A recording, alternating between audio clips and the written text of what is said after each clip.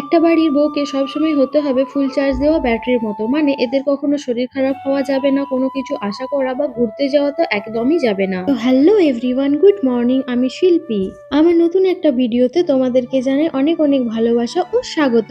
তো ভিডিওর শুরুতে আমি বেশ কয়েকটা কথাও তোমাদেরকে জানিয়েছি, তো কেন বলেছি চলো সেটাই তোমাদেরকে আজকে বলি। তো আজকে হচ্ছে রবিবার, এখন বাজে ওই বেলা 11টার মতো।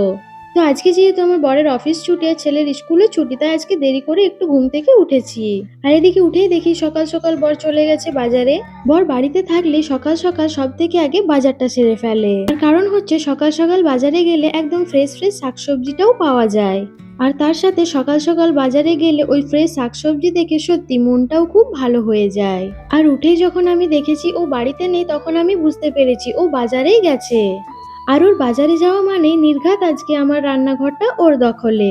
আর হ্যাঁ, যেমনি আমি ভেবেছি ঠিক সেই রকমই হয়েছে। কিছুক্ষণ পর দেখি দুথলি বাজার করে নিয়ে এসেছে। বিভিন্ন রকমের শাকসবজি ফল তো নিয়েই এসেছে, তার সাথে আজকে ছুটির দিনে কিছু স্পেশাল মেনু সে বানাবে, সেই জন্য তার সবকিছু জিনিসপত্রও নিয়ে এসেছে।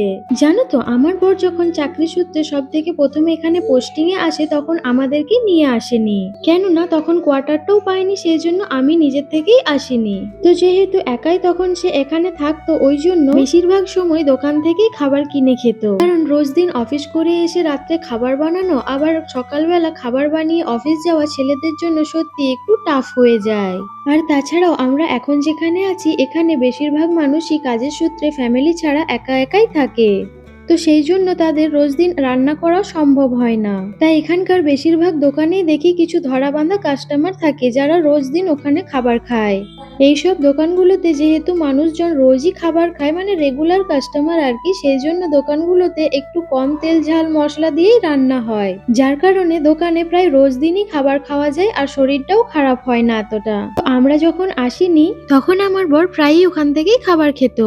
আর কি বলতো, আমরাও যখন বাড়ি থেকে কোয়ার্টারে আসি, যেদিনকে একটু লেট হয়ে যায়, এসেই তো আমার বর আবার ডিউটির জন্য ছোটে, তো সেই দিনকেও আমরা এখান থেকে খাবার কিনে খাই। তো আমিও জানি খাবারটা বেশ ভালোই টেস্ট। আর যেহেতু কাল রাতের থেকে আমার শরীরটাও খুব একটা ভালো ছিল না, তাই বর আসার সময় ওই দোকানটা থেকেই ব্রেকফাস্টটা নিয়ে এসেছে। ব্রেকফাস্টে ছিল লুচি আর আলুর দম। তো যাই হোক, দেখো রান্নাঘর তো আজ আমার বরের দখলে ছিল, তাই আমি বাড়ির বাকি যে কাজগুলো ছিল, ঘরদোর পরিষ্কার করা, ঝাড়মুছ দেওয়া, সেইগুলো করে চান টান সেরে ঠাকুরকে পুজোটা দিয়ে দিয়েছি। আর আজকে জানো তো, গাছে বেশ অনেকটাই ফুল ছিল। রোজ দিন এতটা থাকে না। আসলে ব্যাপারটা হয়েছে, আমরা যে বাড়িটাতে ভাড়া থাকি, সেই বাড়ির মালিক মানে রুম ওনার রোজ দিন পুজো করেন, তো উনি এই গাছটা থেকে সব ফুলটাই মোটামুটি নিয়ে যায়। আর আমাদেরকে নিয়ে মোট দুটো ফ্যামিলি এই বাড়িটাতে ভাড়া থাকে। তো তিনটে ফ্যামিলি ওই একটা গাছ থেকে ফুল তুলে বাড়িতে পুজো করে, যার জন্য রোজ দিন ফুলটা একটু কমই পাওয়া যায়। কিন্তু বেশ কয়েকদিন হলো আমাদের রুম ওনার বাড়িতে নেই, ছুটিতে কোথাও গেছেন বাইরে, যার জন্য ফুলটা একটু বেশি করেই পাওয়া যাচ্ছে। তো সমস্ত ফুলগুলো নিয়ে আমি বাড়িতে এসে পুজোতে দিয়ে দিই। তো এদিকে দেখো, বর তো দুপুরে বানিয়েছিল স্পেশাল চিকেন বিরিয়ানি। ওর হাতের বিরিয়ানি খেতে আমার তো বেশ ভালো লাগে। আর দেখো, তোমাদেরকে তো আগেই বললাম কাল থেকে শরীরটা আমার একটু খারাপই ছিল, তো স্নানের পর দেখছি শরীরটা আরেকটু বেশি খারাপ হয়ে গেছে, যার জন্য মেডিসিন এনেছে। বাট মেডিসিনটা খালি পেটে খাওয়া যাবে না, জন্য একটু চা ব্রেড আমি খেয়ে নিচ্ছি। সব ক্ষেত্রে না হলেও কিছু কিছু মানুষের মেন্টালিটি থাকে, বাড়ির বউদের শরীর খারাপ হলে তখন তারা চলে যাবে বাবার বাড়ি, আবার ফিরে আসবে যখন তার শরীরটা ঠিক হবে। তো যাই হোক, আমি এখন এগুলো খেয়ে একটু মেডিসিনটা খেয়ে নিই। আর আমার এই ভিডিওটা কেমন লাগলো অবশ্যই কমেন্টে জানিও।